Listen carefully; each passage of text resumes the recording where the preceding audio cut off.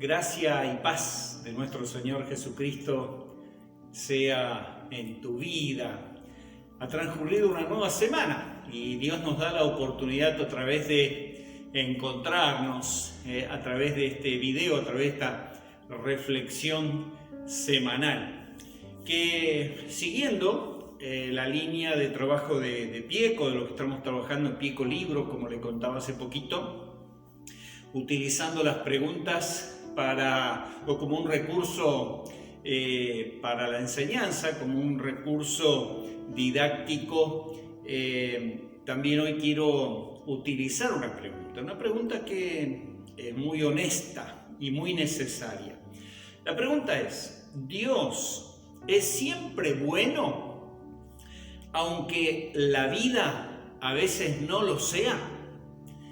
¿Y por qué preguntaba esto? ¿Por qué me hago esta pregunta? Porque especialmente en este contexto de pandemia en que nos encontramos, solemos decir, quizá a veces a la ligera, sin analizar a fondo la cuestión, decimos Dios es bueno o Dios es fiel. Lo he leído, lo he escuchado cuando el resultado del testeo da negativo. Entonces la persona dice Dios es fiel porque le dio negativo. Entonces me pregunto, si le da positivo es porque Dios no es fiel, porque Dios no es bueno.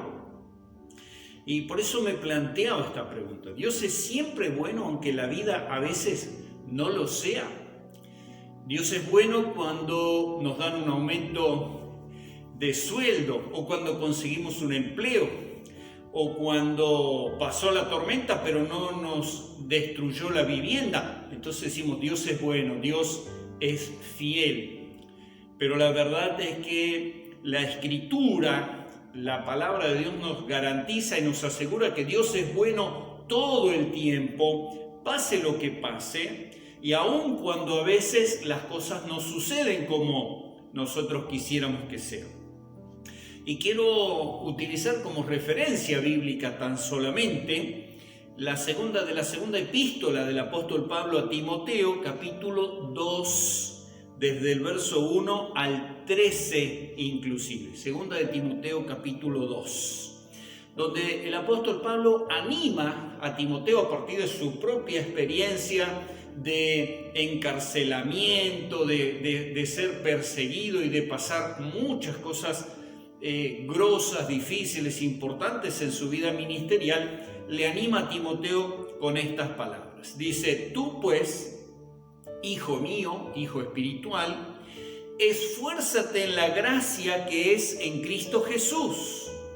Lo que has oído de mí ante muchos testigos, esto encarga a hombres fieles que sean idóneos para enseñar también a otros, que esto continúe.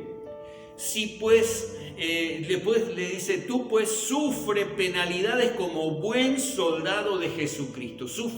Padece como un buen soldado de Jesucristo. Ninguno que milita se enreda en los negocios de la vida a fin de agradar a aquel que lo tomó por soldado, y también el que lucha como atleta no es coronado, sino lucha legítimamente. El labrador, para participar de los frutos, debe trabajar primero. Considera lo que te digo, y el Señor te dé entendimiento en todo. Acuérdate de Jesucristo, le sigue diciendo, del linaje de David, resucitado de los muertos, conforme a mi evangelio, en el cual, habla de su propia experiencia, sufro penalidades, hasta prisiones a modo de malhechor, mas la palabra de Dios no está presa. Por tanto, todo lo soporto por amor de los escogidos, para que ellos también obtengan la salvación que es en Cristo Jesús, con gloria eterna. Palabra fiel es esta: si somos muertos con Él, también viviremos con Él. Si sufrimos, también reinaremos con Él. Si le negáremos, Él también nos negará. Si fuéremos infieles, Él permanece fiel. Él no puede negarse a sí mismo. Qué hermosa palabra, ¿verdad? si nosotros somos infieles, y de hecho todos en algún momento seguramente que le hemos fallado al Señor, Él permanece fiel, Él no puede negarse a sí mismo. Encontré estas palabras que quiero compartir en estos momentos en alguno de los escritos de Max Lucado, no recuerdo ahora cuál es la obra de él, pero sumamente interesante y me ha bendecido mucho en esta semana y por eso lo quiero compartir también, ¿no? Él dice que nosotros nos podríamos haber arreglado en este mundo con mucho menos, pero sin embargo Dios le puso aroma a las flores, fragancias a las flores. Pintó con colores los amaneceres, atardeceres y paisajes en general. Le dio variados sabores a los frutos, a las verduras, vegetales, a los alimentos en general. Le puso sonidos melodiosos a los cantos de los pájaros.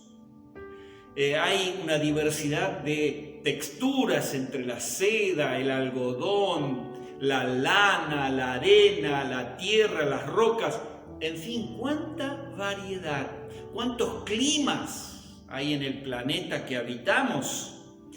Todo eso Dios nos ofrece por amor. Dice Jesús, una palabra que seguramente hemos leído, hemos escuchado alguna vez. Jesús en San Mateo capítulo 7, versículo 11, Jesús dice: si vosotros siendo malos sabéis dar buenas dádivas a vuestros hijos, cuanto más vuestro Padre que está en los cielos dará buenas cosas a los que le pidan. Y de eso se trata. Dios es bueno y nos da cosas buenas y maravillosas. Dice Max Lucado, a modo de poesía, dice acerca de la demostración más grande de que Dios es bueno, dice: la diadema de dolor que conmovió tu dulce faz. Tres clavos horadaron, perforaron carne y madera para mantenerte en ese lugar. Yo entiendo la necesidad de la sangre, me abrazo a tu sacrificio, pero la esponja amarga, la lanza cortante, la escupida en el rostro, ¿tenía que ocurrir todo eso en la cruz? No hubo una muerte apacible, sino 6 horas colgando entre la vida y la muerte, todo estimulado por un beso de traición. Oh Padre, tú insistes, corazón silencioso a lo que habría de ocurrir. Siento preguntar, pero necesito saber, ¿tú hiciste esto por mí? Qué pregunta, ¿no? Y sabemos la respuesta, claro que sí, lo hizo por ti, lo hizo por mí y lo hizo por amor. Ahí está la expresión máxima de un Dios de amor y de un Dios infinitamente bueno. Infinitamente bueno.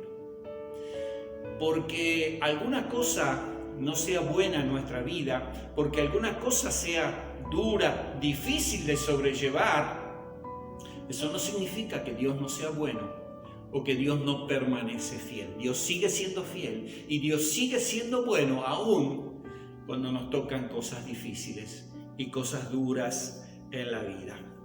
Sigue diciendo Max Lucado: Jesús tomó de su propia medicina al hablar del sufrimiento, del Calvario, de la cruz. Jesús tomó de su propia medicina y jugó con sus propias reglas. Él no exige nada que no haya experimentado en carne propia. No vivió una vida inmune o libre de sufrimiento. Él escogió los clavos y Él es la única foto de Dios que existe, que nosotros tenemos. Hoy que se habla tanto de la burbuja, Jesús no vino a este mundo y permaneció dentro de una burbuja, sino que se sumergió en lo que es la vida cotidiana y padeció la experiencia humana en toda su expresión. Sin duda, Cristo es la demostración máxima del Dios de amor, el Dios bueno y misericordioso que nos extiende las manos cada día. Dice Max Lucado, una vez más lo quiero citar a este autor, dice: tu dolor no va a durar para siempre, pero tú sí. Y allí es donde tenemos que pensar. Puede haber cosas aisladas, experiencias, momentos, situaciones aisladas en nuestras vidas que son malas, pero el resultado final al que Dios quiere llegar, al que Dios apunta, al que está en el corazón de Dios y en el propósito de Dios es bueno.